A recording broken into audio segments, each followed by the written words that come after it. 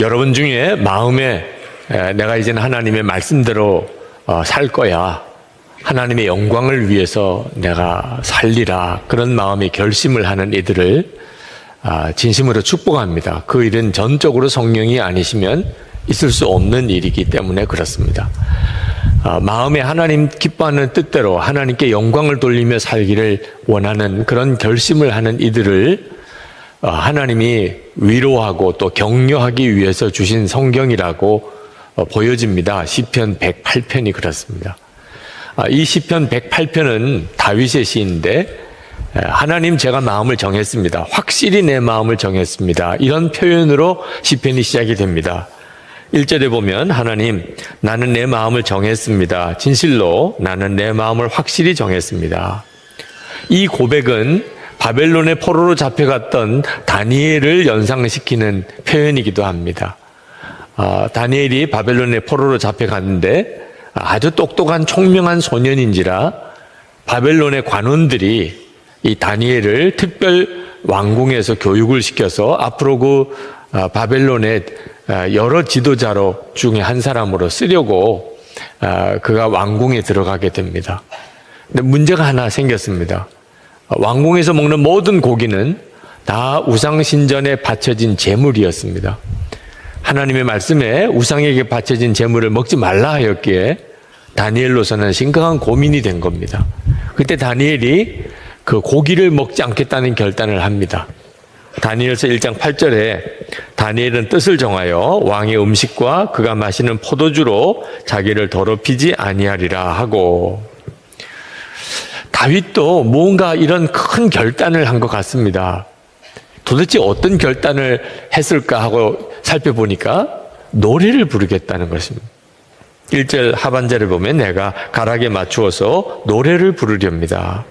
여러분, 노래 부르는 것이 뭐 그렇게 큰 결단이 필요한 겁니까? 근데 사정을 알고 보면 이건 대단한 결단이구나 하는 것을 누구나 다 이해할 수 있을 것입니다. 지금 다윗이 처해진 형편이 9절에 보면 모압이나 에돔이나 블레셋이 연합하여 다윗을 치러 올라온 상황임을 알 수가 있습니다. 다윗이 이제 막 왕으로 이제 세워진 직후였던 것 같습니다. 다윗은 준비가 되어져 있지 않습니다. 그런데 엄청난 대군이 자기를 치러 올라왔습니다. 그때 다윗의 마음에는 하나님마저도 나를 버리신 건가, 그런 생각을 했었을 정도입니다. 11절 12절에 보면 하나님, 우리를 정말로 내버리신 것입니까? 하나님, 주님께서 우리 군대와 함께 나가지 않으시렵니까? 사람의 도움은 헛되니 어서 우리를 도우셔서 이 원수들을 물리쳐 주십시오. 이런 처지에 있었던 겁니다, 다윗이. 그런데 다윗이 노래하겠다는, 하나님 제가 마음을 정했습니다, 저 하나님을 노래하겠습니다, 이렇게 결심을 했다는 겁니다. 여러분, 타이타닉에 대한 영화를 보셨을지 모르겠습니다. 그 영화 속에 배가 침몰해 가는 마지막 순간까지 그 배의 악단장이었던 월레스와 그의 단원들이 찬송가 4주를 가까이 하게 하면 그 찬송가를 연주하는 장면을 아마 기억하실 것입니다. 그 일은 생존자들에 의해서 증언되어진 내용입니다. 사실인 거죠. 이제 배가 침몰하고 수많은 사람이 죽게 되고, 그리고 최후의 구명보트에 타려고 많은 사람들이 몰려드는 그때 그 상황, 극심한 두려움에 사로잡혀 있는 바로 그때 월레스와 그의 악단은 자기들 스스로가 구명정을 타려고 달려가지 아니하고 연주를 시작을 합니다.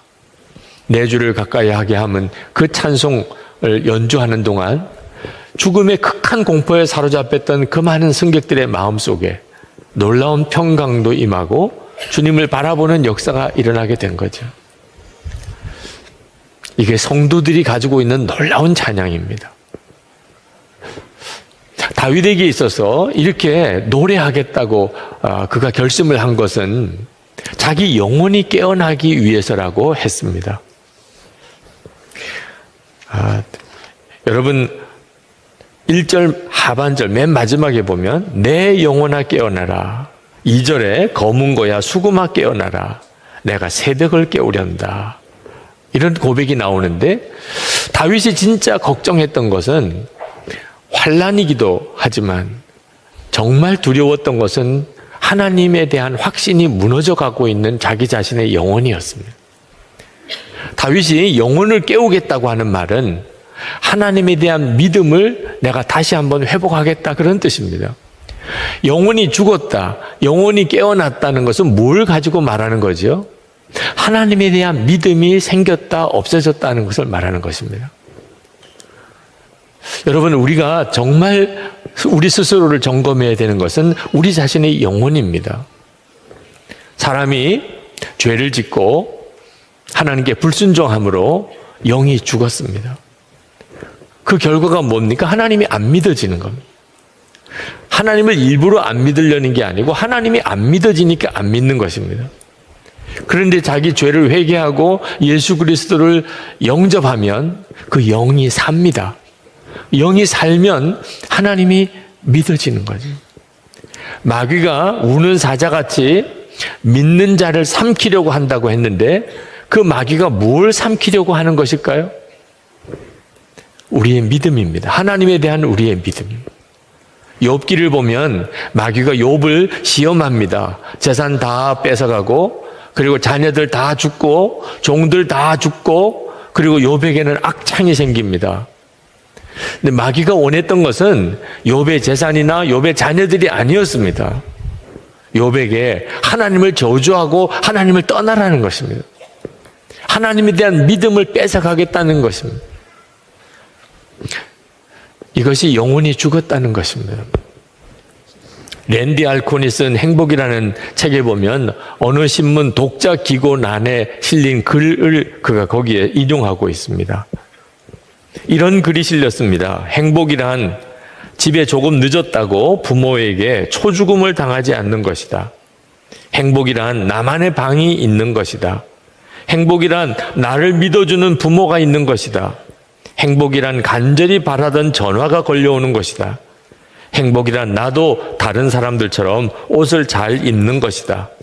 이런 행복이 나에게는 없다. 15세의 불행한 소녀. 며칠 뒤에 그 똑같은 컬럼란에 13세 소녀가 쓴 글이 탑신처럼 올랐습니다. 행복이란 걸을 수 있는 것이다. 행복이란 말할 수 있는 것이다. 행복이란 볼 수 있는 것이다. 행복이란 들을 수 있는 것이다. 불행이란 이 모든 것을 다 할 수 있으면서도 자신이 행복하지 않다는 15세 소녀의 편지를 읽는 것이다. 나는 말할 수 있고 볼 수 있고 들을 수 있지만 걸을 수는 없다. 13세의 행복한 소녀. 여러분, 영혼이 살아있는 사람과 영혼이 죽은 사람은 똑같은 상황에서 전혀 다른 생각을 하게 된다는 거죠. 다윗이 정말 두려워했던 것은 하나님에 대한 확신이 무너지는 거예요. 대적이 몰려오는 것보다 더 심각한 문제였어요. 그래서 다윗이 찬양하겠다는 것입니다. 찬양은 영혼을 깨웁니다. 그리고 새벽을 깨우련다 그랬습니다. 새벽을 깨운다는 말은 어둠이 물러가고 그리고 환한 날이 다가오는 거죠. 바울과 실라가 빌립보에 가서 부활의 주님을 전하다가 감옥에 붙들려 가서 지독하게 매를 맞고 한밤중이 되었을 때 그 바울과 실라는 그 상황에서 하나님을 찬양합니다. 그리고 그 감옥에 지진이 일어나 옥문이 활짝 열리고 간수장이 예수를 믿는 역사가 일어났죠.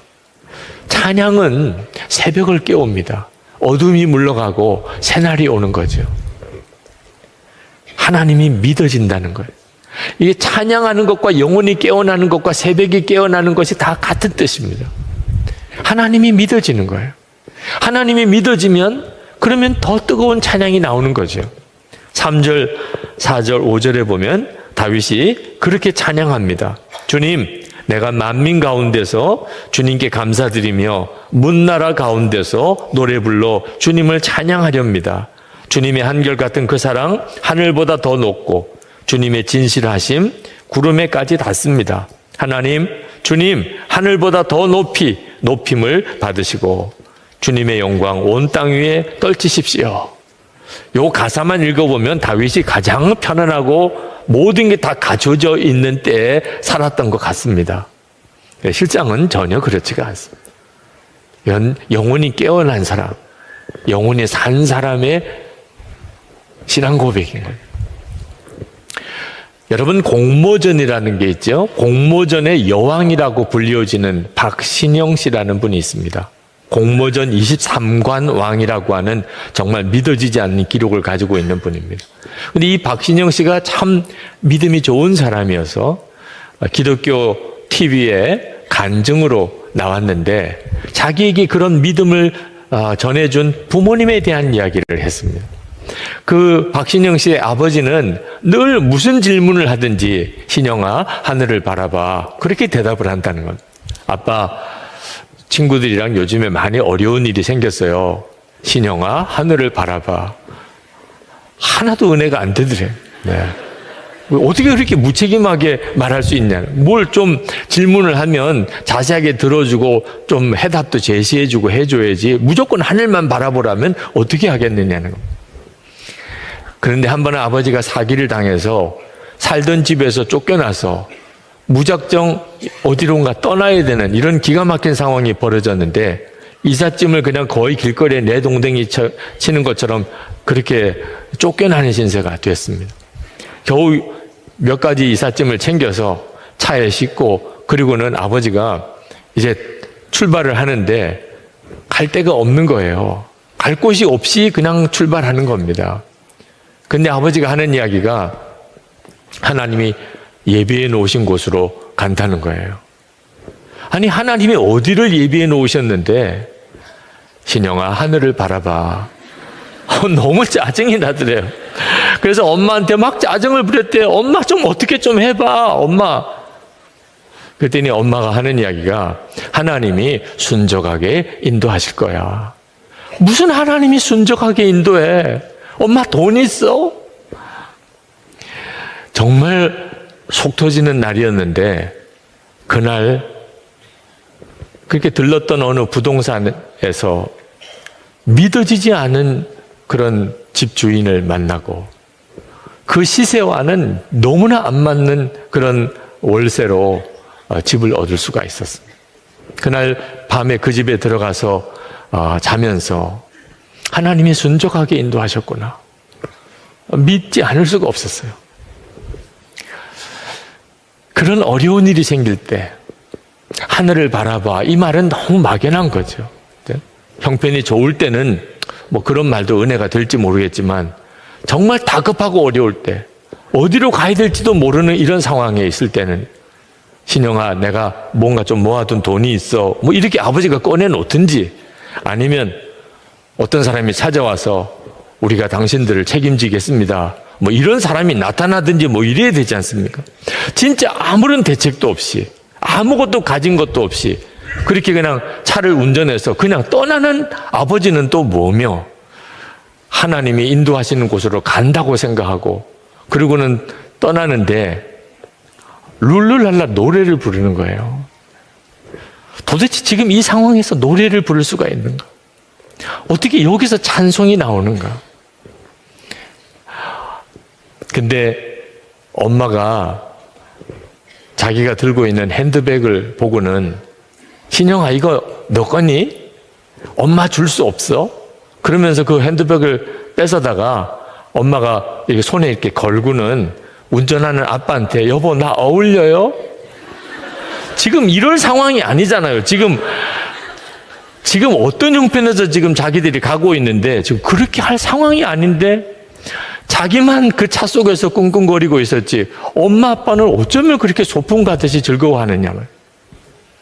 그날 부모님으로부터 어떤 상황과 형편과 상관없이 누릴 수 있는 그 기쁨의 유산을 받았다는.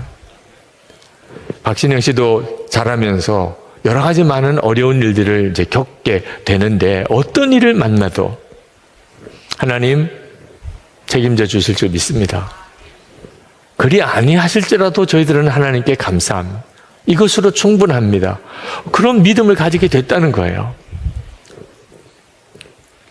여러분, 다윗이 그렇게 사모했던 믿음, 어떤 환난이 오든지 간에 하나님이 믿어지는 확신, 이것이 오늘 다윗이 우리에게 전해주려고 하는 메시지입니다. 다윗도 마음이 흔들릴 때가 있었어요. 그도 역시 사람이기 때문에. 그래서 이 시편 108편을 읽어보면 다윗이 정말 다급한 상황에 있었구나. 살려주세요. 하나님 죽겠어요. 하나님 빨리 도와주세요. 그런 다급한 기도를 하나님께 올려드렸던 것도 우리가 볼 수 있습니다. 6절만 보면 주님의 오른손을 내미셔서 주님께서 사랑하시는 사람을 구원하여 주십시오. 나에게 응답하여 주십시오. 다윗도 그런 다급한 상황에 마음에 몰렸었다는 거죠. 그런데 그때 다윗이 하나님의 약속이 기억이 났다는 겁니다. 성소에서 하신 하나님의 약속이 기억났다는 거예요. 7절부터 9절까지입니다. 하나님께서 그 성소에서 이렇게 말씀하셨습니다. 내가 크게 기뻐하련다. 내가 세겜을 나누고 숫고 골짜기를 측량하련다. 길르앗도 나의 것이요 므낫세도 나의 것이다. 에브라임은 나의 머리에 쓰는 투구요 유다는 나의 통치 지팡이다. 그러나 모압은 나의 세숫대야로 삼고 에돔에는 나의 신을 벗어던져 그것이 내 소유임을 밝히련다. 블레셋을 격파하고 승전가를 부르련다. 하나님께서 분명히 성소에서 그런 예언의 말씀을 주셨던 것을 다윗이 기억합니다. 그렇다면 모압이나 에돔이나 블레셋이나 이거 다 하나님 것이라는 거잖아. 하나님이 이미 응답해 주셨잖아. 그 하나님의 약속을 기억하고 다윗의 가슴이 떨립니다. 내가 울고 불고 살려주세요, 도와주세요, 하나님 응답해 주세요, 이렇게 기도하고 있을 이유가 없구나. 하나님은 이미 응답해 주셨구나. 그래서 다윗이 뜨겁게 결단한 거예요. 하나님, 저 이제 노래하겠습니다. 지금 상황은 대적이 몰려오는 상황이지만 하나님, 저 이제 하나님을 찬양하겠습니다. 13절에 하나님이 우리와 함께 하시면 우리는 승리를 얻을 것이다. 그분이 우리의 원수들을 짓밟을 것이다. 다윗의 속에서부터 놀라운 확신이 일어난, 이것이 영혼이 깨어난 사람이에요. 새벽을 깨우는 거예요. 이미 새벽이 깨어졌죠. 여러분, 우리도 기다리는 기도 응답의 제목들이 있죠. 그러나 여러분 아셔야 합니다. 우리의 어떤 기도든지 이미 응답은 약속되어져 있습니다. 로마서 8장 32절에 자기 아들을 아끼지 아니하시고 우리 모든 사람을 위하여 내주시니가 어찌 그 아들과 함께 모든 것을 우리에게 주시지 아니하겠느냐. 다윗에게 성소에서 하나님이 약속해 주셨다면 우리는 하나님의 말씀을 통해서 분명하게 약속해 주셨어요. 하나님께서 독생자를 우리를 위해서 내어주셨다면 뭘 더 아낄 것이 있겠느냐. 독생자도 주셨는데 우리 기도에 뭘 도대체 하나님이 주저하고 아낄 것이 있겠느냐. 응답 그 자체가 예수님이신데 그 예수님이 이미 내 안에 임하셨는데 이미 응답은 받은 거나 마찬가지죠. 이 사실을 진짜 믿는다면, 그렇다면 살려주세요, 도와주세요, 힘들어요, 죽겠어요, 이렇게 할 게 아니라는 거예요. 찬양하겠습니다. 주님, 제가 어떤 처지에 있든지 제가 하나님을 찬양하겠습니다. 그게 맞죠. 이스라엘 백성들이 애굽을 떠나서 홍해 앞에 갔습니다. 뒤에는 바로 군대가 밀려 들어오고 있는데 그들은 얼마나 당황스러웠는지, 그리고 모세에게 얼마나 원망을 퍼부었는지 모릅니다. 그때 모세도 순간 마음이 흔들렸던 모양입니다. 그때 하나님께서 모세에게 이렇게 말씀하십니다. 출애굽기 14장 15절에 너는 어찌하여 내게 부르짖느냐? 이스라엘 자손에게 명령하여 앞으로 나가게 하고 지팡이를 들고 손을 바다 위로 내밀어 그것이 갈라지게 하라. 우리는 항상 하나님께 기도해야 하지만 꼭 기억해야 될 것은 믿음의 걸음도 내디뎌야 한다는 것입니다. 우리가 노래하겠다는 것은 믿음의 결론인 것입니다. 요즘 화요일 새벽마다 믿음으로 사는 남자들 모임을 갖습니다. 근데 그 믿음으로 사는 남자들 모임에서 올해 아주 중요한 결단을 하나 했습니다. 우리의 가정생활 또는 교회생활 또는 일터에서 하나님의 약속인데 아직까지 내게 이루어지지 않고 있는 일, 하나님은 반드시 주실 것이라고 믿는데 내게는 이루어지지 않는 일, 정말 변화가 필요한 일, 그런 것들을 한 가지씩이라도 우리가 붙잡자. 그리고 24시간 주님을 바라보면서 하나님께서 그 일을 어떻게 변화시켜 가는지를 우리가 주목해서 매일 일기로 쓰고, 그리고 그것을 화요일 새벽마다 모여서 한 주간 동안에 일어났던 일들을 서로 나누는 그런 중요한 결단을 했습니다. 아직까지 뭐 놀라운 일이 벌어진 건 아닌 것 같아요. 주보에 광고로 나와야 될 정도로 무슨 역사가 있는 건 아닌 것 같습니다. 그러나 저는 정말 가슴이 떨려요. 그렇게 한다는 것 자체가 얼마나 엄청난 역사를 가져오게 될 것을 알게 되기 때문에. 여러분, 하나님은 우리가 믿음으로 어떤 일을 결단하는 일을 통해서 하나님의 역사를 이루십니다. 어떤 어려움이 우리에게 닥쳐올지 모르지만, 하나님, 저도 오늘 결단합니다. 시편 108편에서 다윗에게 받은 도전, 저도 하나님을 노래하겠습니다. 여러분 안에 이 결단이 있으시기를 축복합니다. 결단은 우리의 가야 될 길을 밝히 보여줍니다. 도무지 찬송할 수 없을 것 같은 상황이 온다 할지라도 찬송하는 것은 결단했기 때문에, 분명히 하나님께 약속했기 때문에, 하나님, 제가 어떤 일이 있어도 하나님을 찬송하겠습니다. 그리고 그렇게 찬송했더니 하나님께서 모든 상황을 뒤바꾸셨습니다. 이것이 성도들이 누리는 놀라운 간증입니다. 아유, 결심만 하면 되나요? 저는 늘 작심삼일이에요. 그렇게 말하는 분도 계실 겁니다. 결단을 자꾸 도전할 때 마음에 제 안에도 걸림이 있습니다. 이렇게 결단만 하면 될까? 스틸 워터라고 하는 한 미국 노인에게 치매에 걸린 아내가 있었습니다. 그 아내를 요양원에 보냈는데 매일 아침에 그 요양원을 찾아가서, 그리고 아내가 좋아하는 아이스크림을 사들고 아내와 한두 시간씩 시간을 보내고 돌아왔습니다. 그러던 어느 날 이 분이 자기 아내에게 청혼을 했습니다. 나하고 결혼해 주십시오. 이 아내가 치매에 걸려서 남편을 못 알아보는 거예요. 웬 낯선 남자가 결혼해달라고 그러니까 순간 좀 주저하더랍니다. 한참을 생각하더래요.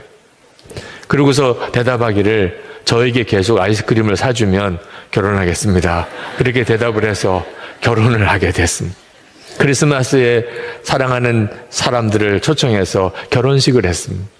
그날 이분이 이렇게 인사를 했습니다. 오늘 저희들이 결혼식에 참여해 주신 여러분께 감사를 드립니다.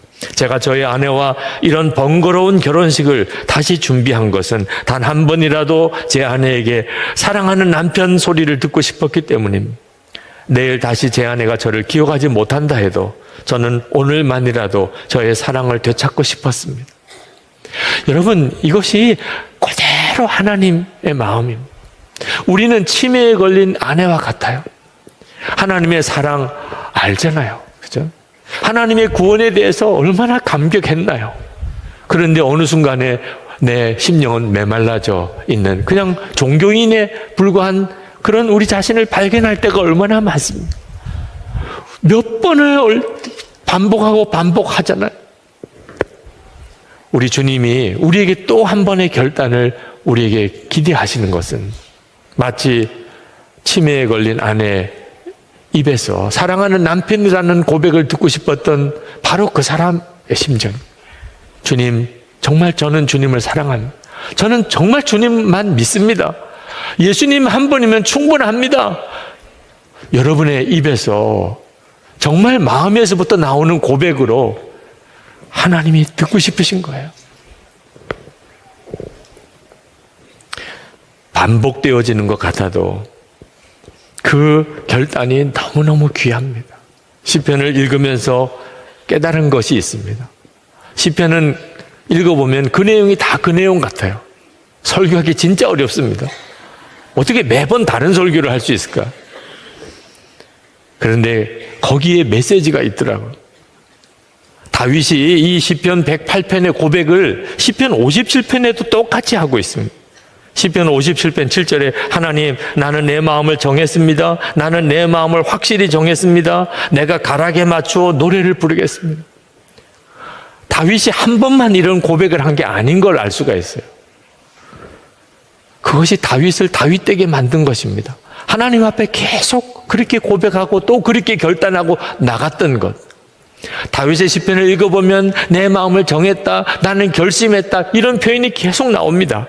시편 101편 2절부터 읽어보면 나는 내 집에서 흠이 없는 마음으로 살렵니다. 불의한 일은 눈앞에 얼씬도 못하게 하렵니다. 거스리는 행위를 미워하고 그런 일에는 집착하지 않겠습니다. 구부러진 생각을 멀리하고 악한 일에는 함께하지 않겠습니다.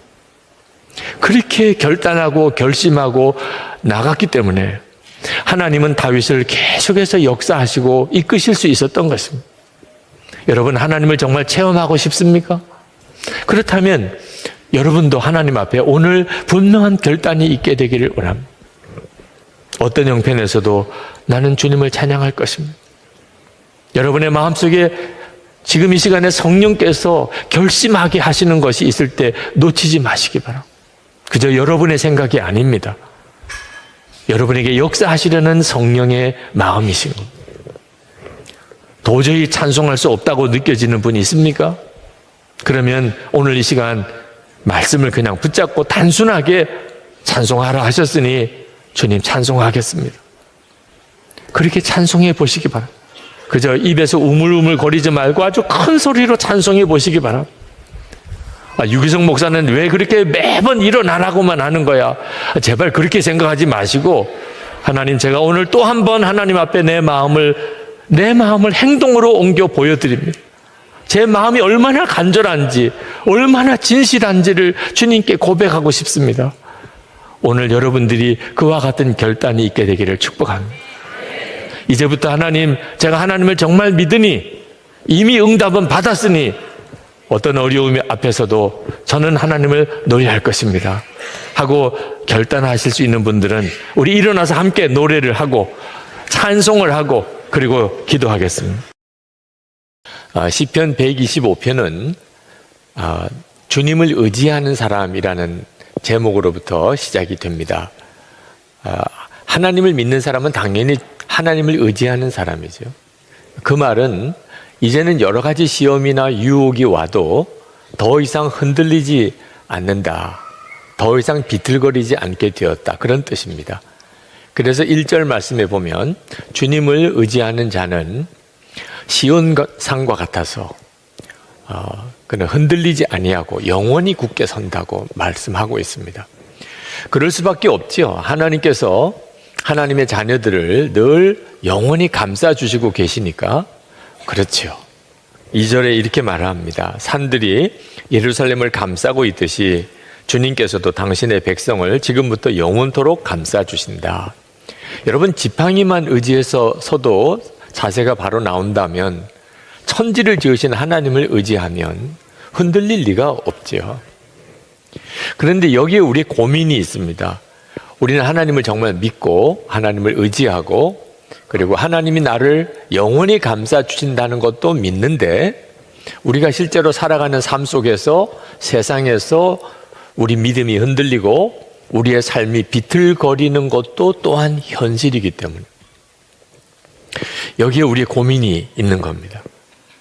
우리 지방 목사님들하고 터키, 그리스 성지순례를 갔었을 때입니다. 저희들이 터키에서 그리스로 넘어가기 위해서 지중해 건너가려고 배를 탔는데 함께 갔던 목사님께서 성지순례 떠나는 그 주일에 설교 본문이 사도 바울이 유라굴로 광풍을 지중해에서 만났던 바로 그 이야기였다는 겁니다. 그러면서 설교를 하시기를 하나님의 사람들은 어떤 광풍을 만나도 기도와 말씀으로 얼마든지 이길 수 있고 그러므로 두려워하지 말라. 그렇게 말씀을 전하셨대요. 그런데 우리가 그날 저녁에 지중해 광풍을 만난 거 있잖아요. 여기저기서 비명소리가 들리고 한숨 자지도 못하고 얼마나 두려워하며 기도했는지. 아침에 이제 그리스에 도착을 해서 그 목사님이 회개한 거 있잖아요. 내가 너무 모르고 설교했었다. 실제로 배에서 광풍을 만나보니 얼마나 두려운지 교회에 돌아가면 교인들 앞에 회개할 거라고 그렇게 이야기를 하시더라고요. 여러분이 정말 하나님을 믿고 하나님을 의지하는 자인지, 그래서 시온산처럼 흔들리지 아니하고 영원히 서 있는 자인지는 광풍을 만나봐야 압니다. 제가 다리가 부러지는 중상을 입고 하나님을 찾기보다는 아버지를 찾았고, 제가 군목 임관을 하고 부대에 들어갔더니 부대가 큰 훈련을 하고 있는데 위문을 가야 되는데 군인교회는 그만한 재정이 없어서 하나님께 도움을 구하기보다는 어떤 교회에서 도와줄까 그 생각만 했고, 실제로 군인교회 건축을 할 때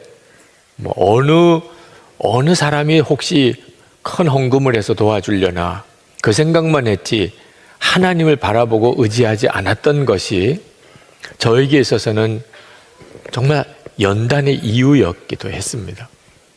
내가 진짜 하나님을 믿는 목사인가 하는 것을 철저하게 하나님이 저를 다루시고 또 점검하셨습니다.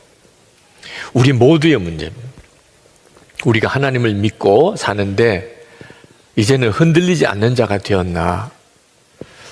여러분, 이 일을 작게 생각하면 안 됩니다.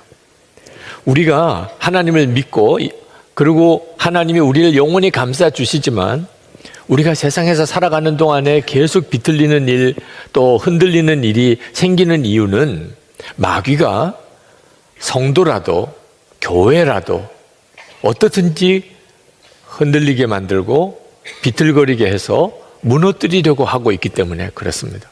마귀는 아주 교묘하게 틈만 보이면 우리의 마음에 그리고 교회에 들어와서 자기 세력을 확보하고 권세를 가지려고 합니다. 그래서 우리가 무슨 일이 있어도 마귀가 우리의 마음과 교회 공동체 안에 세력을 갖도록 권세를 갖도록 허락하면 안 되는 것입니다. 3절 말씀에 이렇게 시편 기자가 썼습니다.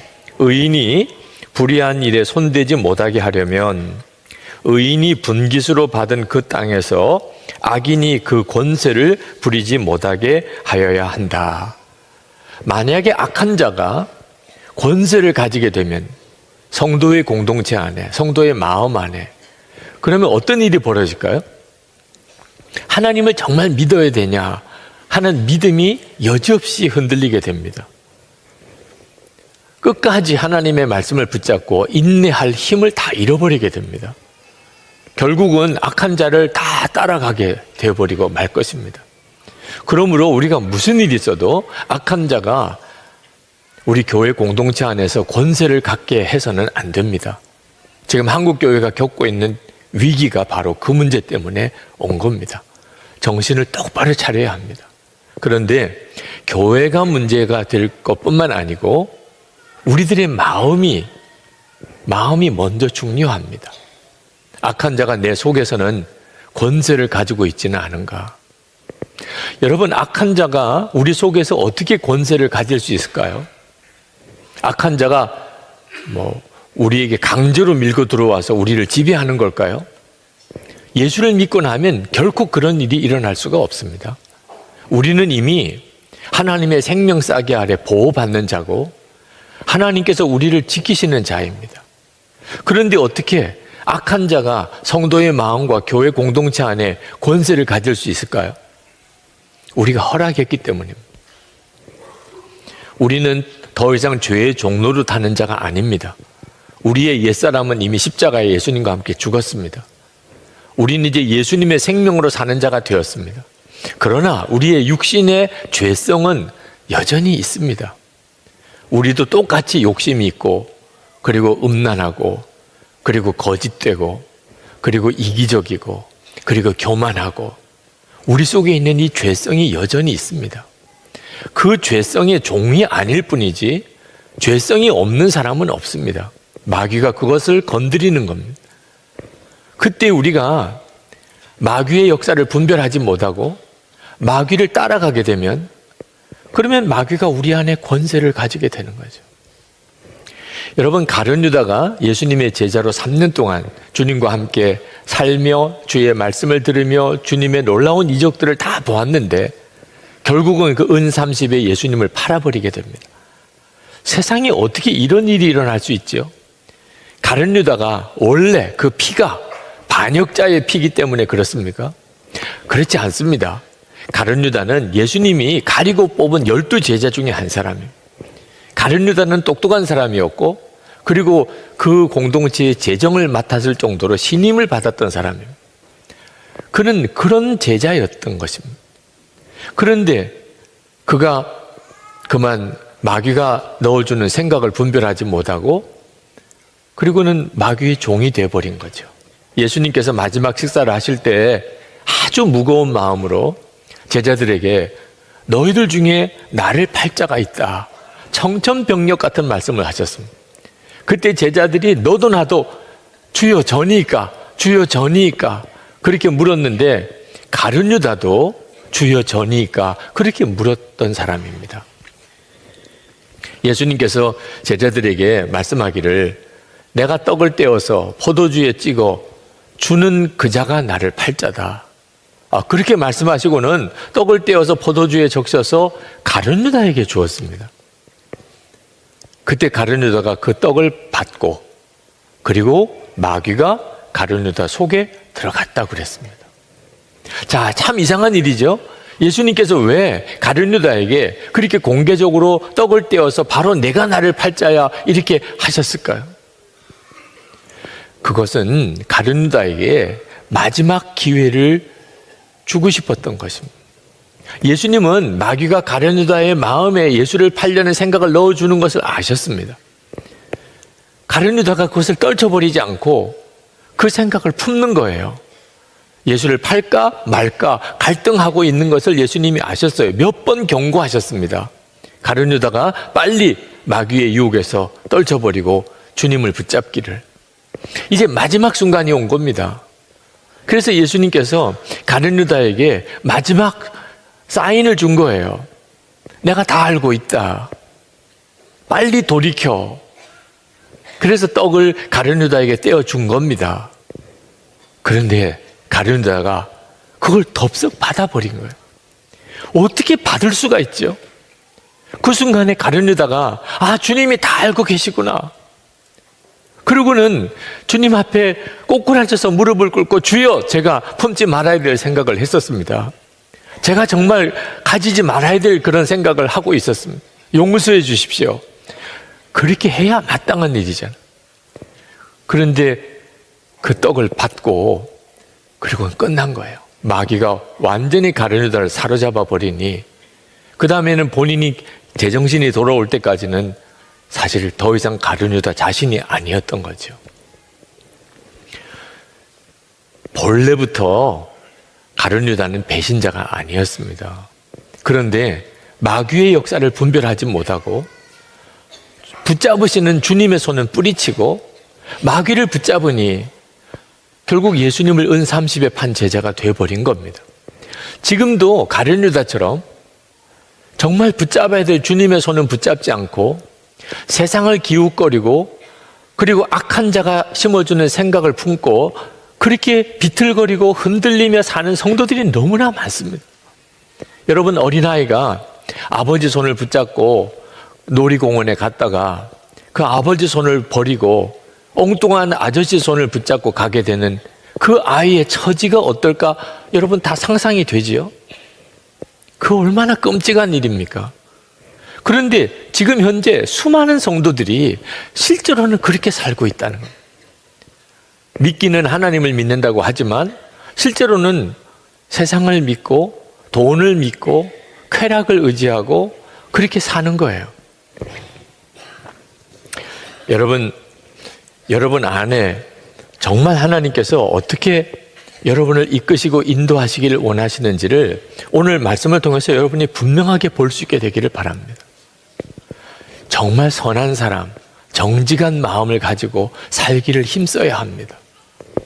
4절 말씀해 보면 주님 선한 사람과 그 마음이 정직한 사람에게 은혜를 베풀어 주십시오. 선한 사람과 정직한 마음을 가진 사람에게 하나님의 은혜가 임합니다. 그런데 우리 자신이 마음을 지키지 않으면, 그러면 나도 모르는 사이에 완전히 마귀 종노릇하고 마귀 따라다니다가 비틀거리는 삶을 사는 거죠. 그러다가 결국은 멸망의 굽은 길로 들어가서 마귀와 함께 하나님의 무서운 벌을 받게 됩니다. 5절 말씀해 보면 주님 비틀거리며 굽은 길을 가는 자를 벌하실 때에 악한 일을 하는 자도 함께 벌받게 해 주십시오. 결국은 이런 처지가 되어버리고 마는 거죠. 러시아가 공산혁명이 일어나기 바로 그 당시에 러시아는 겉으로는 하나님을 정말 잘 믿는 나라 같았습니다. 거리 이름도 성경에서 따오고 음식 이름조차도 성경에서 따오고 무슨 물건 하나를 만들어도 성경 이름 따서 이름을 붙이고 그랬던 나라입니다. 그런데 공산혁명이 일어납니다.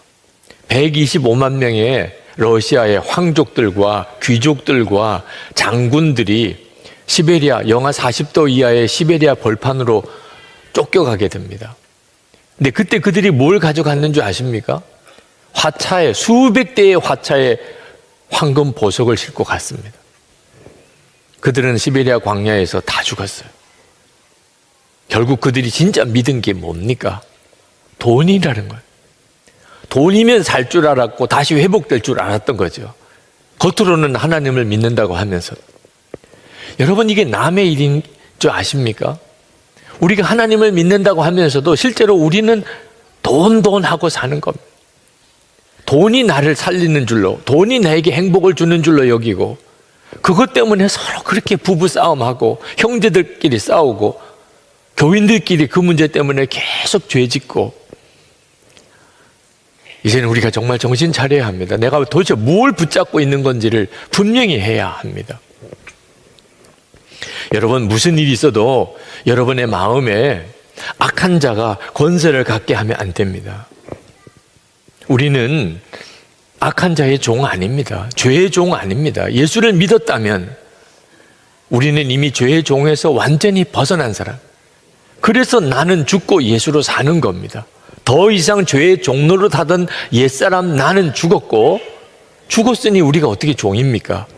이제는 부활의 주님의 그 생명으로 사는 자가 된 거죠. 그러니 여러분, 유혹이 올 때 육신을 가지고 사니까 유혹이 옵니다. 욕심도 오고 음란의 유혹도 오고 거짓의 유혹도 오고 쾌락의 유혹도 오고 또는 핍박도 오고, 그래서 마음이 흔들리는 일이 일어날 때 여러분이 단호해야 합니다. 사탄아, 나는 너와 상관없어. 나는 너의 종 아니야. 예수님께서 내 왕이셔. 여러분이 분명하게 예수님의 이름으로 그 유혹을 대적하여 물리칠 수 있어야 합니다. 결국은 어디 순종하느냐에 따라서 그의 종이 되는 겁니다. 로마서 6장 16절에 너희 자신을 종으로 내주어 누구에게 순종하든지 그 순종함을 받는 자의 종이 되는 줄을 너희가 알지 못하느냐. 혹은 죄의 종으로 사망에 이르고 혹은 순종의 종으로 의에 이르느니라. 나는 그 사람 만나서 내가 이렇게 불행하게 되었어요. 내가 그 직업을 택했기 때문에 이렇게 불행하게 되었어요. 내가 결혼을 잘못해서 내가 불행하게 됐어요. 나라 때문에 내가 불행하게 되었어요. 예수를 믿는 성도는 그렇게 말하면 안 됩니다. 여러분이 결국은 누구를 붙잡았느냐에 따라 달라지는 거예요. 지금이라도 주님을 붙잡아요. 그러면 주님이 우리를 말씀 그대로 시온산처럼 흔들리지 아니하고 영원히 굳게 서는 자가 되게 만들어 주십니다. 여러분, 그러므로 우리에게 마음을 열고 지낼 공동체가 필요한 겁니다. 예수 동행 일기를 쓰시라고 그렇게 말씀을 드리는 이유, 내 마음을 계속 매일 점검하지 않으면 어느 순간에 나도 모르는 사이에 내가 마음을 마귀에게 활딱 뺏겨버리고 살 수 있는 거예요. 그리고 그 일기를 서로 나누라고 할 때 그게 너무 힘들어 보이지만 마음을 완전히 마귀에게 사로잡힌 것 비교하면 아무것도 아니에요. 매일 예수 동행 일기를 서로 나누는 것이 좀 불편하기도 하고 그것이 신경 쓰이는 일일 수는 있지만 마귀의 종로로 단다고 생각해 보세요. 여러분, 우리가 악한 세상에 살지만 도처에 악한 자들이 많고 마귀가 우리 마음속에 계속해서 미혹에 들어오지만 우리 주님은 우리를 능히 지키실 수 있습니다. 우리 안에 오셨어요. 우리 안에 오셔서 우리를 지키시는 분이 주님이십니다. 그래서 2절 말씀에 이렇게 말씀한 겁니다. 산들이 예루살렘을 감싸고 있듯이 주님께서도 당신의 백성을 지금부터 영원토록 감싸 주신다. 여러분이 이 말씀이 정말 성경의 말씀인 줄 믿으셔야 돼요. 우리 주님은 내가 주님을 붙잡으면, 내가 계속 주님을 바라보면 주님이 나를 영원히 감싸 주십니다. 지금부터 영원까지 나를 지키십니다. 제가 참 존경하는 우리 교회 장로님 중에 한 분이 고 이상춘 장로님이십니다. 그분은 교정 공무원으로 평생을 사셨습니다. 은퇴하시고 난 다음에도 그는 여전히 재소자들을 돕는 일을 하셨고, 그리고 기독교 교도소, 소망교도소를 설립하는 일을 위해 그가 마지막 생명 다할 때까지 헌신하셨습니다. 그분의 삶이 너무 귀하고 그냥 잊혀지기에는 너무 소중해서 책을 내드렸어요. 예수님의 마음을 품은 사람이라 그런 책을 내기도 했었습니다. 교회 서점에서 여러분들이 구하실 수도 있습니다. 간암 말기 진단을 받으셨어요. 의사들은 빨리 수술을 하자고 했는데 거절하셨습니다. 지금 소망교도소 설립이 막바지 단계에 들어가 있는데 내가 수술 받느라고 병원에 입원해 있으면 이 일을 누가 할 거냐. 살고 죽는 모든 것을 주님께 다 맡기고 나는 정말 기독교 교도소가 세워지기를 위하여 그는 정말 불꽃같이 헌신했습니다. 그리고 금방 돌아가실 거라는 의사 진단하고 상관없이 소망교도소가 설립될 때까지 그가 생명 연장을 받았습니다. 얼마나 얼굴이 밝으신지 간암 말기 환자라고 믿어지지 않을 정도였어요. 우스갯소리도 잘하시고 여유도 있고. 그는 사실 평생 죄짓고 그리고 재판받고 그리고 수용시설에서 함께 있는 그들과 함께 지내신 분이에요. 우리 사회에서 가장 죄 문제로 인해서 어려움을 겪는 바로 그 현장에 계셨던 분입니다. 그것도 평생. 그런데 그분은 별명이 작은 예수였어요. 그분과 함께 같이 근무했던 분의 증언이 이 책 속에도 나옵니다. 사람이 없을 때에는 대통령도 욕한다는데 서로 속상하면 그 사람 보기 싫다, 야단치고 싶다, 이런 얘기를 할 수도 있잖아요. 그런데 이상춘 장로께서는 한 번도 불평이나 불만을 말씀하는 걸 들어본 적이 없어요. 다른 사람을 탓하는 경우를 본 적이 없습니다. 장로님은 늘 그렇게 고백하셨어요. 하나님, 나를 빨리 데려가시든지 아니면 고쳐서 쓰시든지 주님 뜻대로 하세요. 그러시면서 그가 마지막 숨을 거두기 직전에 소망교도소 설립이 되고 그리고 그 현장에 가셔서 같이 예배 드리고 그리고 그 뒤에 얼마 뒤에 돌아가셨습니다. 예수님은 우리를 어떤 처지에서도 정결하게 올곧게 지키실 수 있습니다. 세상보다 더 크신 주님이 우리 안에 와 계세요. 에임이라고 하는 인도 자매가 간증하는 영상을 보았는데 참 마음에 깊이 감동이 되더라고요. 그가 어릴 때 그 인도 부모 교육열이 우리 한국 사람보다도 더하면 더했지 적지 않은 그 인도의 교육열에 의해서 열심히 어릴 때 공부를 했습니다. 교회도 다니기도 했고요.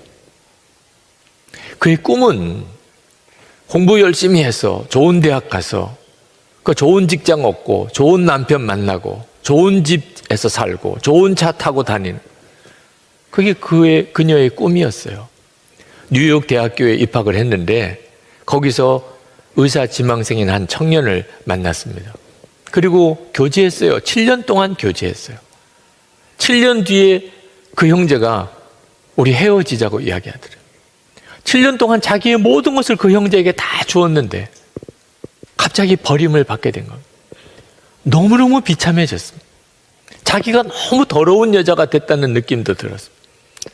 그리고 어떻게 해야 될지, 모든 것을 다 준 사람에게서 버림받았으니 그는 살 희망도 없었습니다. 그때 그가 늘 지나치던 뉴욕 맨하튼 스퀘어 교회, 거기에 기도회에 참석을 하게 됩니다. 설교를 들을 때도 울었고 기도하는 시간에도 울었고 찬송하는 시간에도 울었어요. 자기 자신이 너무 비참하니까, 너무 더러운 여자가 됐고 이제는 살 희망도 없다고 생각했으니까 눈물밖에 나오지 않았습니다. 근데 그렇게 우는데 찬양단의 찬양 노래의 가사가 마음에 박혀 들어오기 시작하는 겁니다. 이해할 수 없는 가사예요. 자기는 7년 동안 믿었던 그 남자에게 모든 것을 다 주고 버림받은 사람. 그런데 그런 자기를 위해서 생명을 주신 주님이시라니, 세상에 이게 말이 되는가? 그 찬양 가사는 이런 것이었습니다. 놀라우신 그 사랑, 어떻게 그러실 수가 있었나요? 어떻게 왕이신 주께서 나를 위해 돌아가실 수 있었나요? 그는 어릴 때부터 교회를 다녔기 때문에 예수님의 십자가에 대해서 생소한 게 아니었지만, 그날 그가 정말 버림받은 여자로서 그 예배에 참석해서 그때 들었던 십자가의 사랑, 무조건적인 용서, 그 메시지는 그 자매에게는 정말 충격이었습니다. 그분은 나를 위해 죽으셨다는데 나는 그분을 위해서 한 게 아무것도 없어요. 그날 그는 예수님을 진짜 마음에 주님으로 영접합니다. 그리고 인생이 완전히 바뀌어져 버렸어요. 지금은 전 세계를 다니면서 하나님의 말씀을 전하는 사역자가 됐어요. 여러분은 도대체 무엇에다가 여러분의 인생을 바치고 있습니까? 정말 믿을 만한 것에 바치고 있는 겁니까? 시간도 바치고 재정도 바치고 여러분의 관심도 열정도 도대체 뭘 붙잡고 어디다가 바치고 있는 거죠? 그렇게 내가 모든 것을 다 바쳤는데 결국은 나에게 돌아온 것은 배신이고 버림받은 것이다. 얼마나 많은 사람의 인생이 그런 줄 아십니까? 주님이 붙잡으시는 손길은 부담스럽다고 외면하고, 주님 뜻대로 사는 것은 너무 힘든 길 같다고 외면하고, 그리고 세상만 붙잡고 살다가 그게 바로 비틀거리는 인생인 것입니다. 그리고 굽은 길로 가서 결국은 악한 자와 함께 멸망의 자리로 들어가는 거죠. 오늘 이 시간에 주님은 여러분 중에 내가 지금 비틀거리고 살고 있구나, 하나님을 믿는다고 하면서도 세상 따라 사는, 사람 따라 사는, 내 속에 악한 자가 권세를 가지고 있구나, 그분들을 향하여 주님이 말씀하십니다. 주님을 의지하라는 거예요. 주님만이 여러분을 다시 붙잡아 주실 수 있다는 겁니다.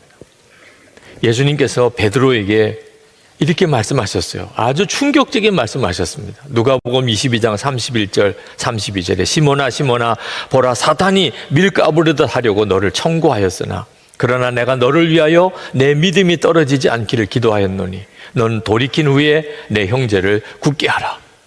마귀가 베드로를 쥐고 흔들고 있다는 겁니다. 베드로가 얼마나 충격을 받았을까요? 완전히 베드로를 파멸시키려고 마귀가 아주 작정을 하고 베드로에게 역사하고 있다는 거예요. 주님이 그걸 다 아셨어요. 그런데 주님이 그 베드로를 위해서 기도해 주셨습니다. 내가 넘어지겠지만 그러나 다시 일어나 내 형제들을 굳게 하는 사명자가 되라. 그렇게 기도해 주신 거예요. 실제로 베드로는 예수님을 3번이나 부인하고 저주까지 하는 처지에까지 빠지고 그리고 완전히 낙심해서 그리고는 주님을 떠났죠. 그런데 주님이 그 베드로를 다시 세우셨습니다. 비틀거리는 정도가 아니고 완전히 무너져 쓰러진 베드로를 주님은 다시 세우셨어요. 그리고 초대교회의 위대한 사도를 쓰셨잖아요. 여러분 중에 나는 하나님의 계획에 이제는 없을 거야. 나를 아신다면 나를 쓰실 리도 없을 거야. 받아주시지도 않을 거야. 그런 사람이 있다면 오늘 주님께서 여러분을 향하여 초청하시는 것을 여러분이 믿음으로 받으시기 바랍니다. 여러분 중에 한 사람도 하나님은 관심 밖에 두신 사람이 없습니다. 그 분명한 증거로 주신 게 오늘 성찬입니다. 여러분이 성찬을 안 받겠다고 하면은 안 받게 됩니다. 의무적으로 받으시라는 것도 아닙니다. 그러나 하나님은 정말 살아계시고 나를 사랑하시고 예수님은 나를 위해 십자가에 죽으셨고 내 모든 죄를 사하시고 나를 하나님의 자녀답게 살게 하신다고 하는 사실을 믿는 사람은 한 사람도 예외 없이 성찬의 복을 다 받은 사람. 여러분 마음속에 내가 그렇게 하나님에게 붙잡혀지기를 원합니다.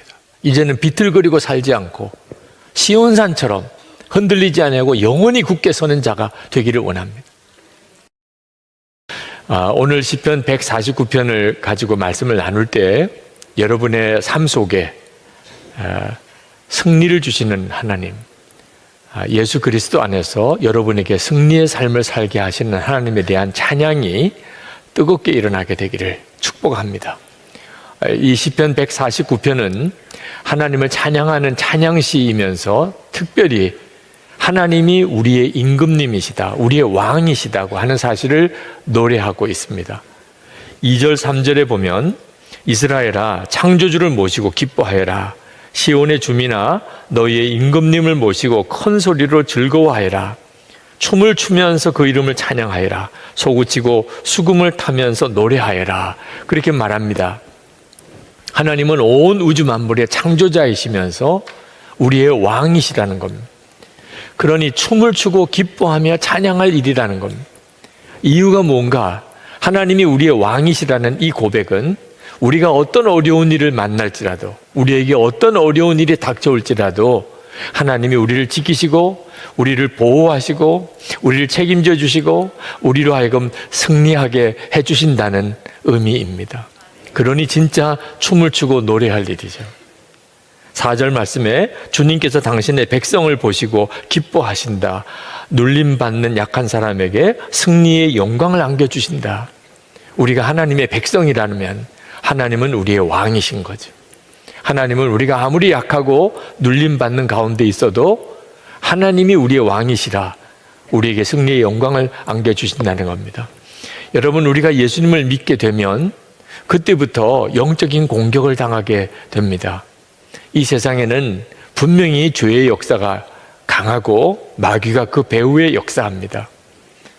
아담과 하와가 에덴 동산에서 마귀의 미혹을 받아서 선악과를 따먹고 그리고 에덴 동산의 축복을 잃어버린 이후로 마귀는 아주 집요하게 모든 사람들, 특히 성도들조차 아주 교묘하고 끈질기게 죄짓게 만들고 그리고 무너지게 만들고 하나님의 은혜와 복을 잃어버리고 고통과 근심과 두려움 속에 살게 만듭니다.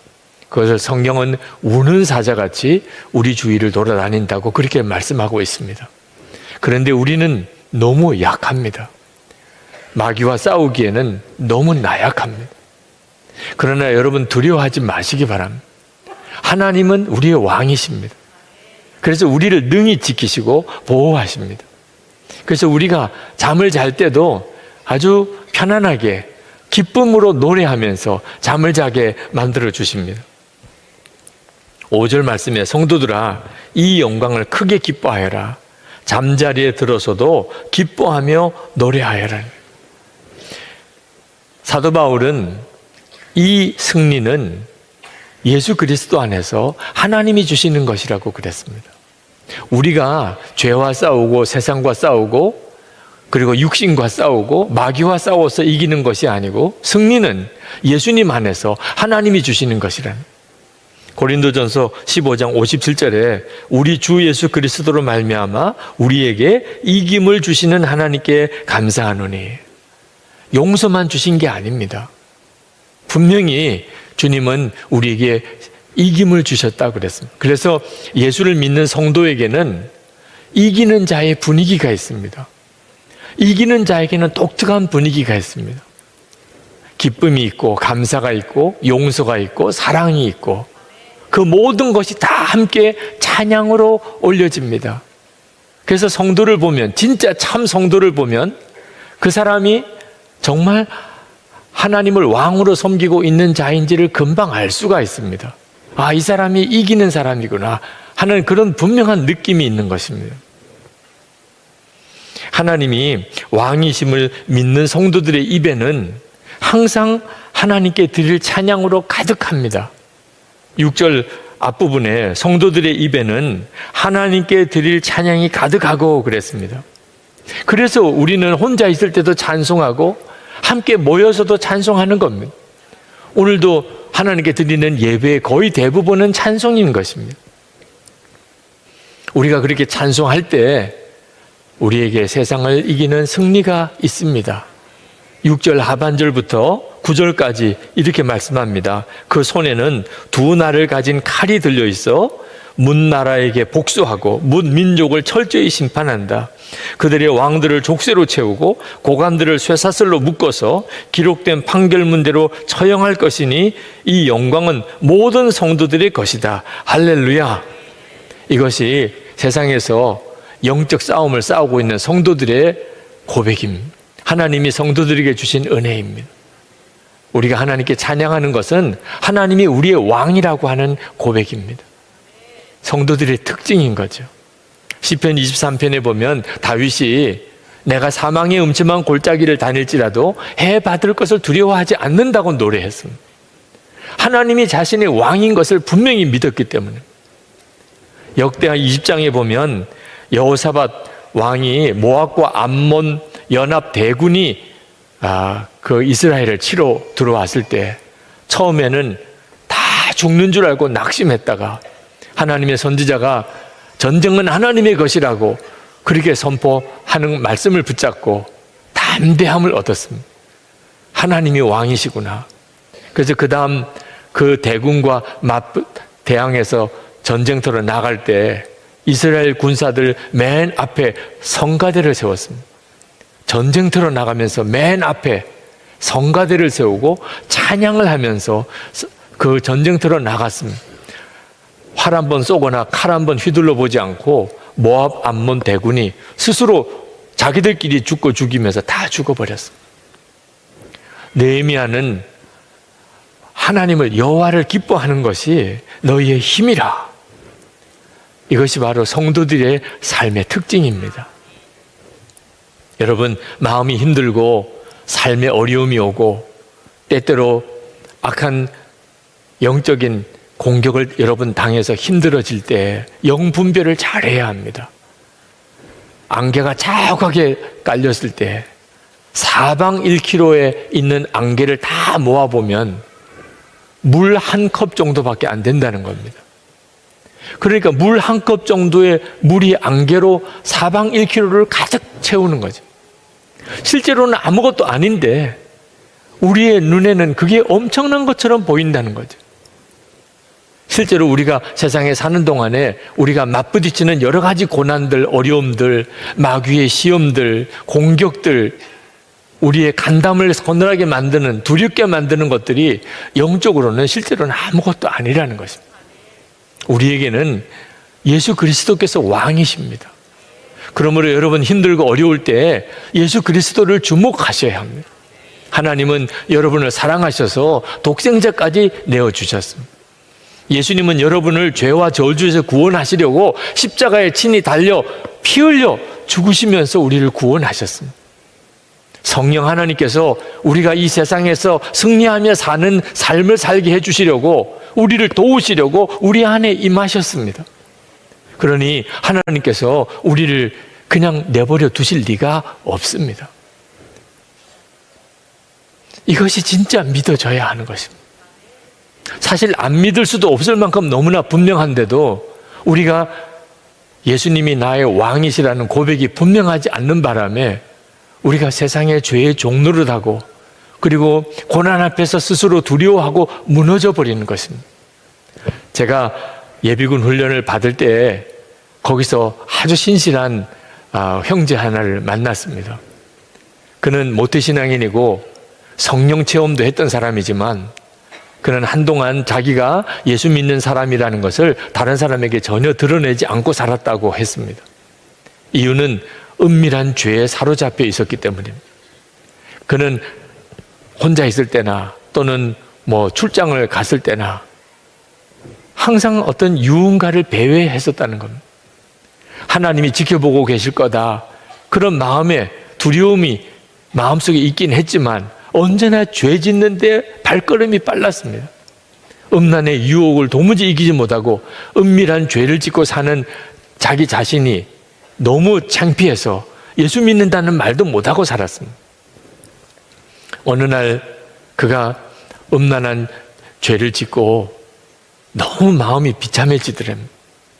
내가 이렇게 살면 안 되는데 그런 생각이 드는데 너무 마음이 고통스러워서 하나님께 눈물의 기도가 나오더랍니다. 하나님, 저를 용서해 주세요. 제발 저를 좀 붙잡아 주세요. 자기가 생각하기에도 너무 가증하더래. 조금 전까지 그런 더러운 짓을 하고 지금 하나님 앞에 이렇게 기도하는 게 맞을까? 그러면서도 다른 방법이 없는 거예요. 자기 자신을 어떻게 추스려야 될지, 어떻게 이런 죄를 이겨야 될지 도무지 알 수가 없는 거예요.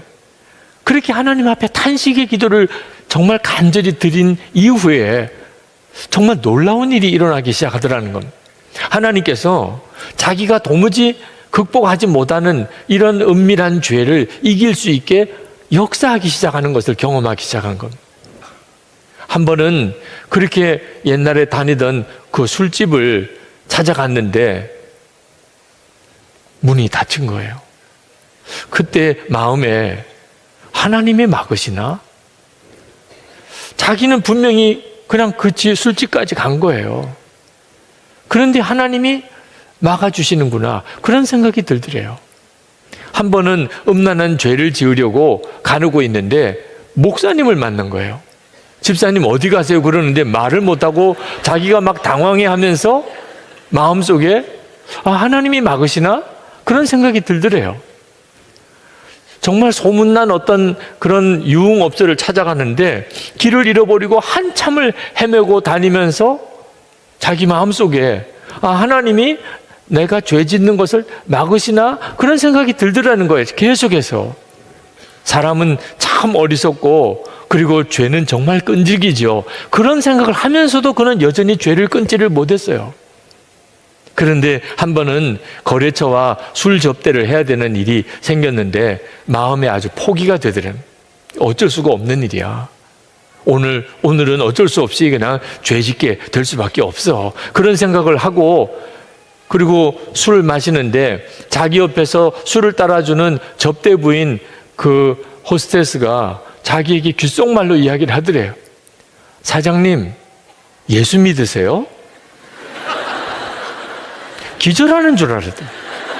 그리고는 사업이 성사되고 거래가 되고 안 되고를 떠나서 그냥 자기 겉옷 쥐어 들고 뛰쳐나왔습니다. 하나님께서 자기 앞에서 너무나 분명하게 자기의 모든 것을 보고 계시다는 것이 느껴지는데 견딜 수가 없더래요. 그리고 그때부터 여전히 자기 속에는 음란한 죄의 역사가 있지만 더 이상 죄에 끌려가지 않게 됐다는 거예요. 저를 보면서 울면서 고백했어요. 저는 진짜 나쁜 놈입니다. 그런데 예수님께서는 저를 절대로 포기하지 않으신 거예요. 죄의 유혹이 있지만 저는 정말 죄를 지을 수가 없는 상태에 있습니다. 주님이 나와 함께 하시는 게 너무나 분명하게 느껴지기 때문이에요. 여러분 진짜 죄를 이기고 육신을 이기고 세상을 이기고 마귀를 이기고 그렇게 살고 싶습니까? 그게 정말 그렇습니까? 여러분의 진짜 소원입니까? 그게 중요해요. 여러분이 진짜 그걸 원하는지, 죄를 이기고 세상을 이기고 여러분 자신을 이기고 마귀를 이기고 그렇게 살고 싶으냐 말이에요. 진짜 여러분이 그렇게 원한다면 그건 여러분의 기도가 될 거예요. 암에 걸렸을 때 암을 고쳐달라고 하는 기도, 가족이 죽게 됐을 때 가족을 살려달라고 하는 기도, 소원이니까 기도가 되잖아요. 정말 여러분이 이기고 그렇게 살고 싶습니까? 하나님은 용서만 해주신 게 아니고 승리도 주셨다는 사실을 믿고 나도 그렇게 살게 해주세요. 그게 진짜 소원이면 하나님은 반드시 여러분에게 승리를 주십니다. 여러분이 그것을 정말 원하시면. 사도 바울은 고린도후서 4장 7절에서 우리가 이 보배를 질그릇에 가졌으니 그랬습니다. 우리 자신이 질그릇 같아요. 어쩌면 그렇게 죄에 연약하지요? 어쩌면 그렇게 유혹을 잘 받지요? 어쩌면 그렇게 겁이 많지요? 어떻게 그렇게 어리석지요? 우리는 진짜 질그릇 같아요. 아무짝에도 쓸 게 없는 귀한 가치가 없어 보이는 그릇이에요. 그런데 우리 안에 보배가 있어요. 예수 그리스도세요. 이것이 복음이에요. 이것이 예수 믿는 성도가 누리는 은혜예요. 그래서 우리 자신은 죄를 이길 수가 없지만, 우리에게는 승리가 없지만 우리가 세상을 이길 수 있는 거예요. 왜? 승리는 예수 그리스도 그분에게 있으니까. 이것이 왕을 모시고 사는 성도의 고백이에요. 내 안에 왕이 계시다는. 그래서 사도 바울은 이렇게 고백합니다. 고린도후서 4장 8절부터 우리가 사방으로 우겨쌈을 당하여도 쌓이지 아니하며 답답한 일을 당하여도 낙심하지 아니하며 박해를 받아도 버림받지 아니하며 거꾸로 뜨림을 당하여도 망하지 아니하고, 그 어떤 것도 진짜 예수를 믿는 성도를 무너뜨릴 수가 없어요. 그 마음의 중심에 예수님이 왕이시니까. 우리가 할 일은 복음 그대로 나는 죽고 예수로 산다 고백하고 믿고 하나님을 찬양하는 것뿐입니다.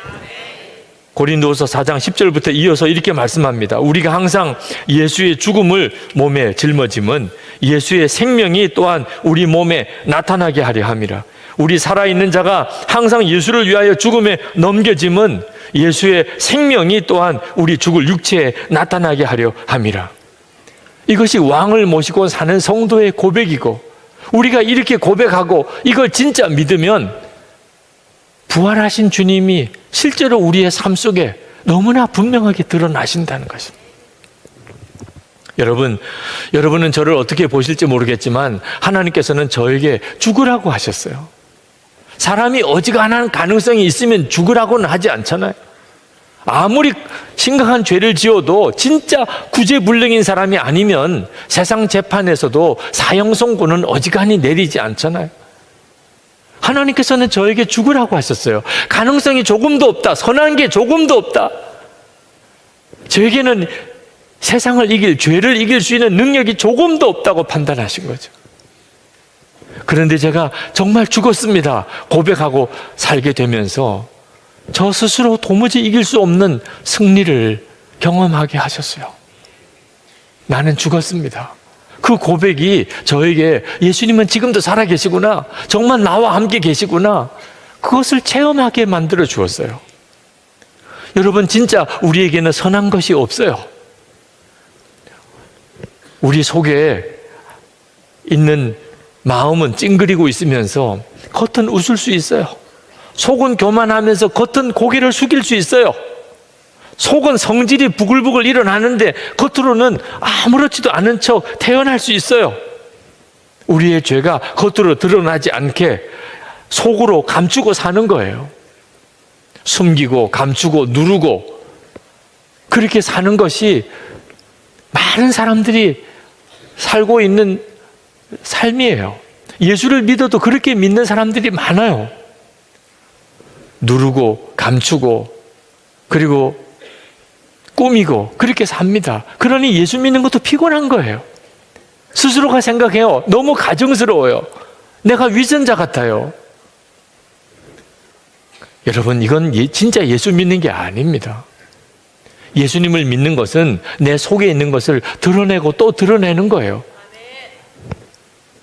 우리는 예수 그리스도와 함께 십자가에서 이미 우리 옛사람, 죄의 종로로 타던 옛사람은 예수님과 함께 죽었어요. 주 예수님께서 부활의 주님이 우리의 생명이 되셔서 우리 안에 오셨고 그분은 우리의 왕이세요. 그러니까 전에는 숨길수록 좋았어요. 숨겨야만 되었어요. 내 속에 있는 거 누가 알면 큰일 나요. 그런데 이제는 드러낼수록 좋아요. 왜? 드러나면 예수님밖에 없으니까. 예수님이 나의 왕이시니 내가 드러내면 예수님만 역사하시는 거죠. 기독교가 다른 종교와 다른 것은 첫 번째는 예수님의 십자가의 속죄의 복음이에요. 두 번째는 그 예수님께서 우리 안에 거하시고 지금도 우리 안에 왕이시라는 것입니다. 이것이 예수 믿는 성도의 삶을 결정하는 것입니다. 그것이 진짜 믿어지게 될 때 그것이 우리의 찬송이 되는 것입니다. 노벨상 수상자인 펄벅 여사가 어릴 때 중국에서 살았습니다. 그 부모님이 선교사님이에요. 아버지 선교사님이 전도 여행을 한번 떠나면 한 달 이상씩 집에 들어오지 않으실 때가 많으셨어요. 어머니 캐롤라인 선교사님이 어린 아이들을 데리고 남편이 전도 여행 간 사이에 집을 지키고 사는 겁니다. 어느 날 밤에 뜨개질을 하고 있는데 밖에서 중국 사람들이 뭐라고 막 이야기를 하는 게 들렸어요. 그 마을에 심각한 가문이 들었어요. 그런데 그것은 신을 노하게 했기 때문이라는 겁니다. 왜 신이 노했는가? 우리 마을에 서양 귀신이 들어왔다. 이 사람들이 신을 노하게 했다는 겁니다. 그래서 우리가 오늘 밤에 이 사람들을 다 처형하자. 그래야 우리 마을에 가뭄이 그친다는 거예요. 그 말을 듣는데 얼마나 두려웠겠습니까? 남편도 없어요. 어린 애들밖에 없어요. 캐롤라인 선교사님이 골방에 들어갔습니다. 두려운 마음을 가지고 하나님께 기도했어요. 그런데 기도 중에 하나님은 언제나 지키시고 보호하시고 어떤 상황에서도 승리를 주시는 하나님이신 것이 믿어졌어요. 왕이 계신 거예요. 진짜 깊은 밤이 되면서 사람들이 낫을 들고 꽃갱이를 들고 삽을 들고 집을 쳐들어 들어왔습니다. 얼마나 두려운 순간입니까? 그런데 캐롤라인 선교사님은 너무나 편안했어요. 그 사람들이 문을 밀치고 소리를 지르며 들어오니까 어서 오시라고 그랬어요. 들어온 사람들이 너무 당황스러웠어요. 다과가 준비되어져 있어요. 앉으시라는 거예요. 그 사람들이 어떻게 해야 될지 몰라서 쭈뼛쭈뼛 앉았습니다. 차를 드시고 그리고 다과를 드시면서 제가 노래를 불러드리겠습니다. 그러고는 오르간에 앉아서 중국어로 중국어 찬송을 부르기 시작했습니다. 이 폭도들이 너무 난감한 겁니다. 그리고 서로 자기들끼리 얼굴을 보면서 너무 멋쩍어 하는 거예요. 그 캐롤라인 선교사님이 찬송을 부를 때 한두 명씩 다 나가버리고 말았습니다. 펄벅 여사가 어릴 때 경험했던 어머니예요. 우리가 진짜 하나님이 나의 왕이신 것을 믿을 때 어떤 상황에서도 찬송할 수 있어요.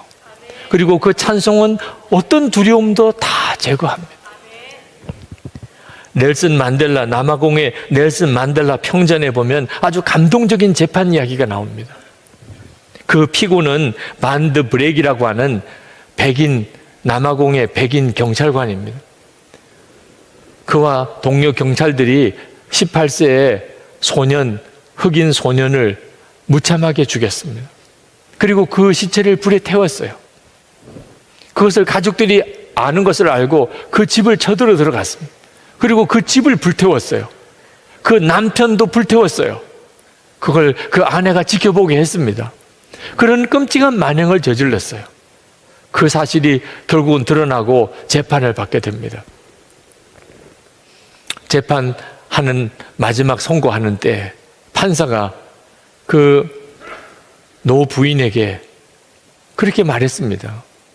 우리가 이 반드 브렉에게 어떤 판결을 내려주기를 원합니까?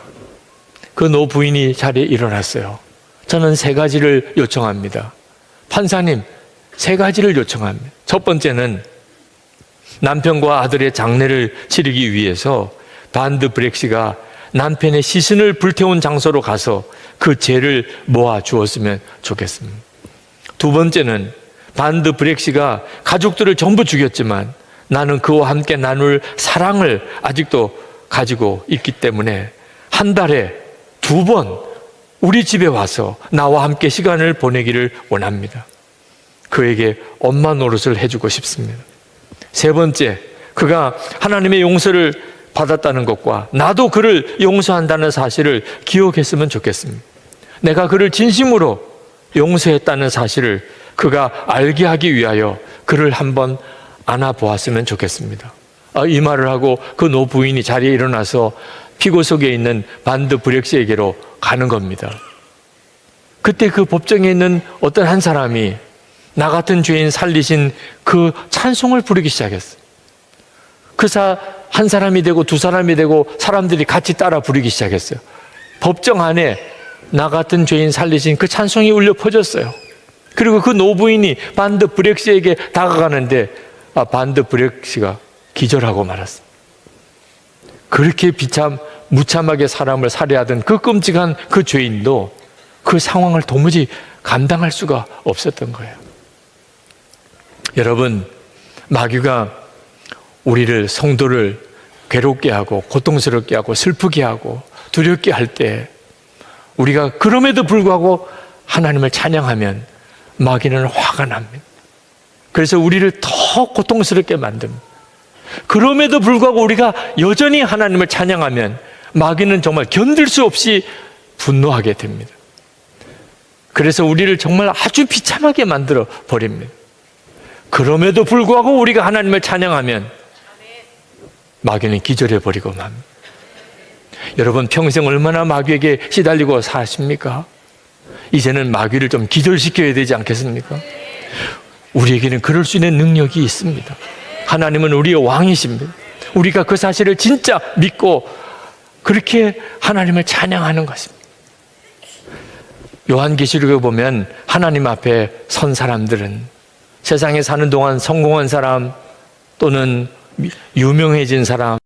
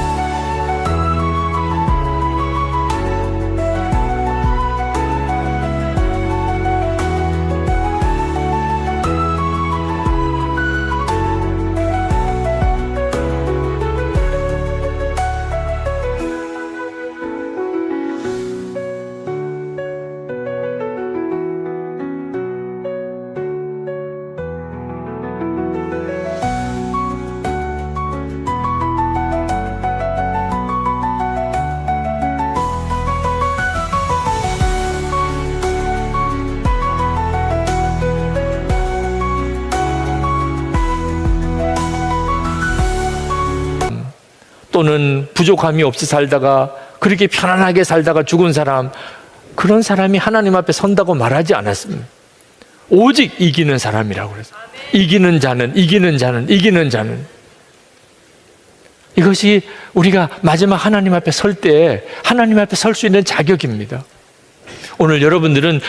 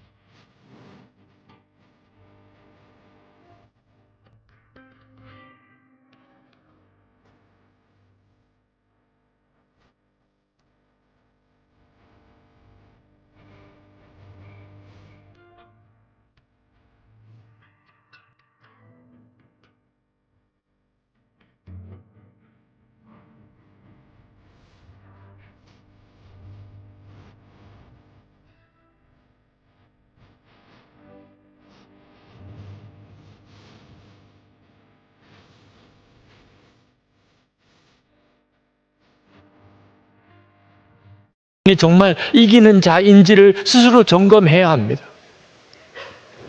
우리 자신을 이기고 죄를 이기고 세상을 이기고 마귀를 이기고 슬픔을 이기고 분노를 이기고 좌절을 이기고 예수 그리스도 안에서 우리에게 약속된 은혜예요.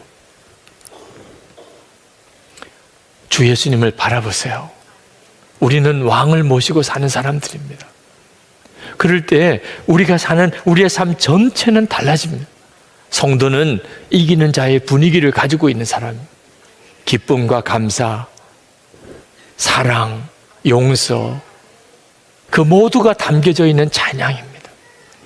오늘 이 시간 우리 함께 기도하실 때 하나님, 주님 저에게 죄에 대한 용서도 주셨을 뿐만 아니고 죄를 이기는 승리도 주셨음을 믿습니다.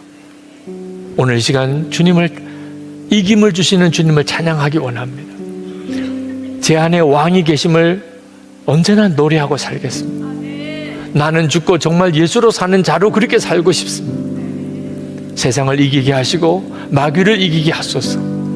슬픔을 이기고 넘어서게 하시고 좌절, 낙심, 두려움, 염려를 이기고 넘어서게 하소서. 모든 미움도 다 이기고 넘어서게 하소서.